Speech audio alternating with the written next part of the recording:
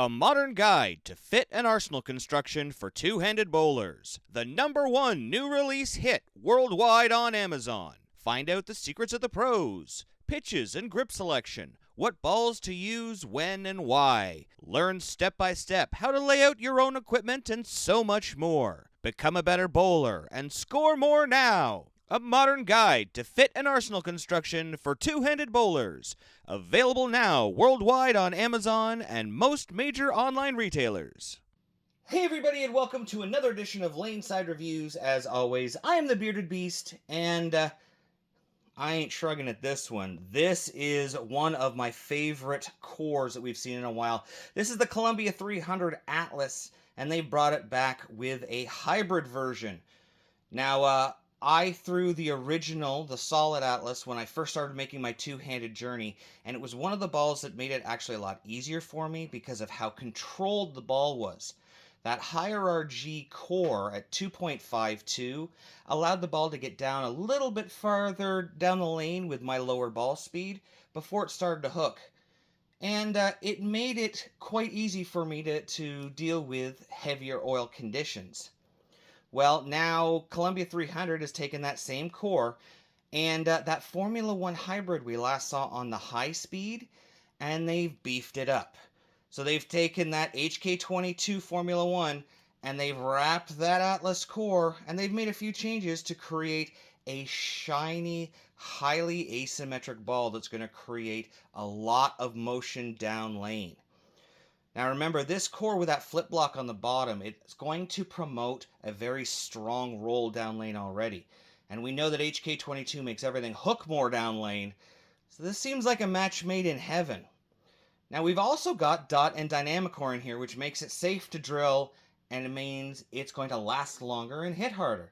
So I'm pretty stoked for this one. Straight out of the box. I'm a little biased already because I really liked the first one. So why don't we take a look how we laid this one out. So you can see we've gone with a stronger layout on it. We've gone with our ball up layout, so 4.5 inch pin to pap. But we've only gone with a 5.5 inch mass bias to pap. We are going with a little bit of less distance on it, and we want it to spin up and roll forward a little bit more.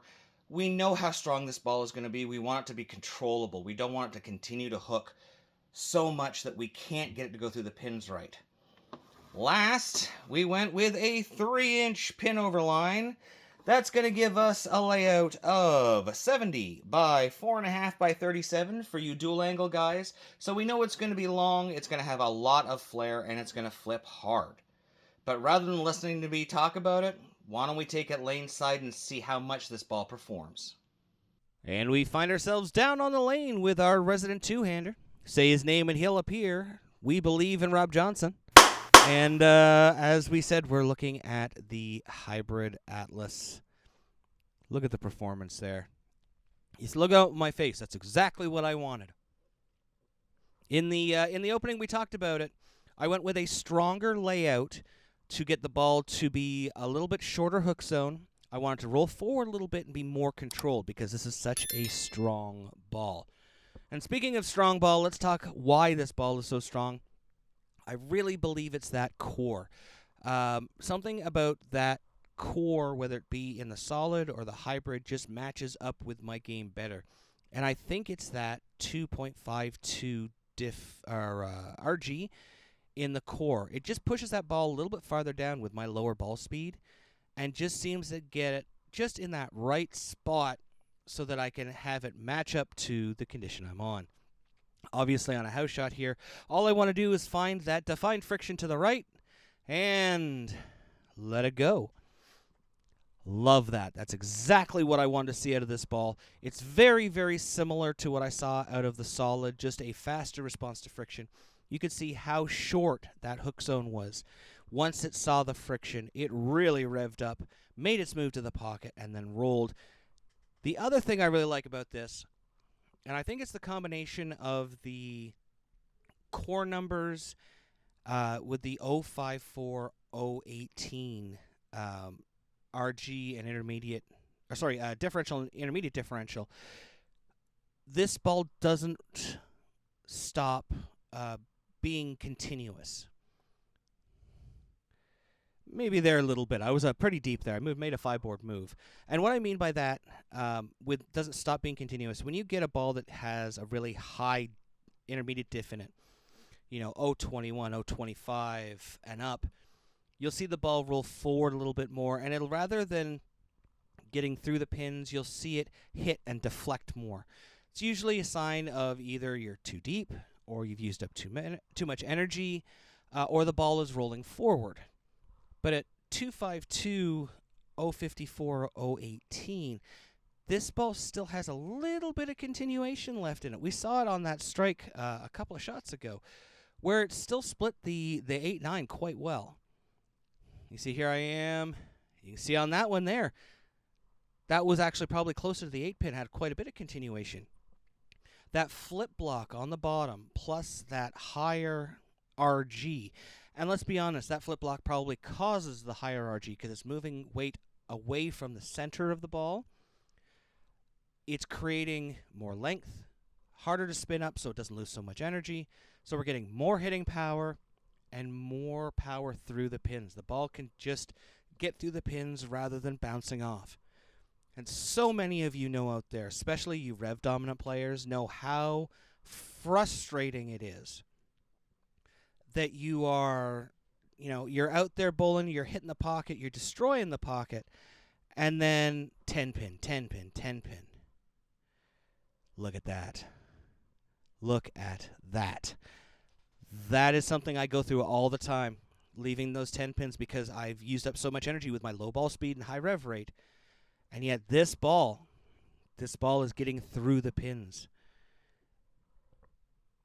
No, one of my cameras died here. It happens every once in a while. We're working on it. Thanks to donations from you guys to our Patreon, buying our merch, and things like that. You help us pay for our things like our cameras, our upgrades to our microphones and stuff. So we really appreciate that. We're working on a new low camera here. But let's take a good look here. Let's watch this shot. Let's see what we can get.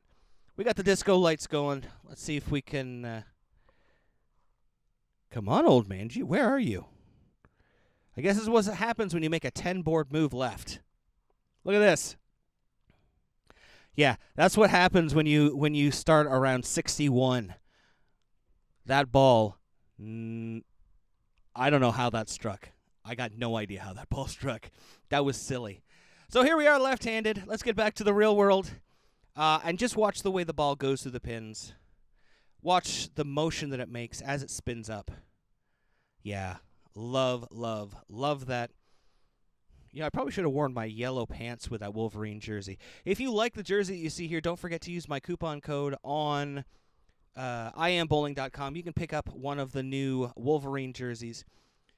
And here we are with our Rattler, our benchmark ball. You can see we get a fair amount of performance from it. Down lane, it hooks a fair amount.